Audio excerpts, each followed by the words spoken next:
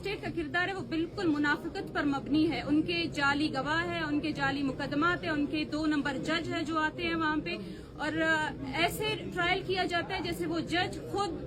State کا اور حکومت کا ترجمان ہو. نہ وہ ہمارے کونسل کی بات سنتے ہیں, نہ وہ ہمارے بات سنتے ہیں. جو ہم ان سے کہتے ہیں, آگے سے ہمیں کہا جاتا ہے کہ آپ کی سنتا کون ہے, آپ بولتے رہے, ہمیں جو کرنا ہے, جو ہمیں بتایا گیا ہے وہ ہم آپ کے ساتھ کریں گے. تو اس اسٹیٹمنٹ سے ظاہر ہوتا ہے کہ انہیں جو وہاں سے اوپر سے جو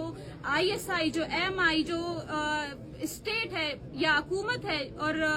جو اس وقت بلوچستان میں جو ایک پپٹ حکومت ہے, ان کی طرف سے جو انہیں ہدایت جاری کیے جاتے ہیں وہ وہی جو ہے قانون اپلائی کرتے ہیں. ہمیں کہا جاتا ہے کہ اس بک میں قانون ہے, ہم اس کے تحت آپ کا ٹرائل کر رہے ہیں, لیکن در حقیقت وہ جو اسکرپٹ ان کو دیا جاتا ہے رات کو, وہ اسی کے تحت ہمارا ٹرائل چلاتے ہیں. اس کے علاوہ جو بلوچستان کے حالات ہے اس وقت, جیل میں ہمیں کچھ بھی نہیں پتا کہ ہمارے ارد گرد کیا ہو رہا ہے. وہاں پہ جو اخبار آتے ہیں ان میں صرف اور صرف یہی کہا جاتا ہے کہ بلوچستان جو ہے ترقی کی راہوں پر گامزن ہے, لیکن اگر بلوچستان کا حقیقی چہرہ دیکھا جائے, وہ حقیقی تصویر دیکھی جائے, تو ہر دن کسی سڑک کنارے, کسی صحرا میں, کسی چوک چوراہے پہ ایک لاش آپ کو پڑی نظر آئے گی. وہ لاش جو ہے, ایک زندگی کی اتنی اہمیت اس اسٹیٹ کے اس جو ہے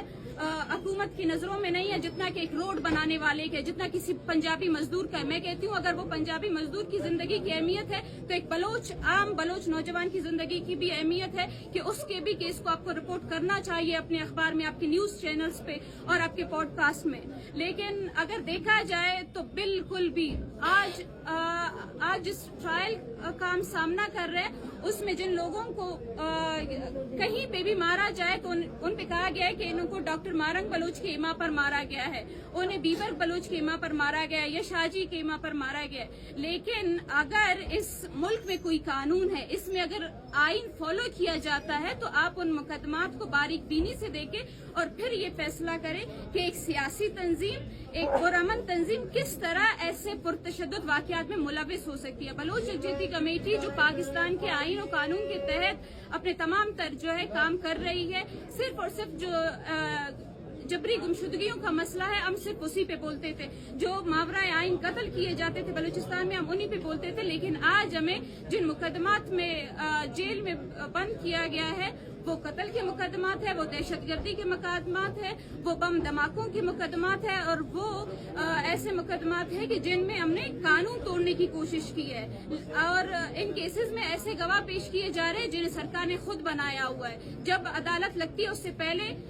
جج انہیں اپنے چیمبر میں بٹھا کے ان کی کلاس لیتے ہیں اور وہ اسکرپٹ انہیں دیتے ہیں جو ان کو ایجنسیوں کی طرف سے دیا جاتا ہے. لہٰذا ہم ان چیزوں کو بالکل بھی نہیں مانتے, اور جو اپنا آئین اور قانون ہے ہم نے اس کے تحت اپنے کام کیا اور آگے کرتے جائیں گے. اگر کوئی سمجھتا ہے کہ ہمیں جیل خاموش کیا جا سکتا ہے, ہمیں جیل میں بند رکھ کے ہماری آواز دبائی جا سکتی ہے اور اس نظریے کو ختم کیا جا سکتا ہے, تو یہ سب ان کی جو ہے خوش فہمی ہے. بہت شکریہ.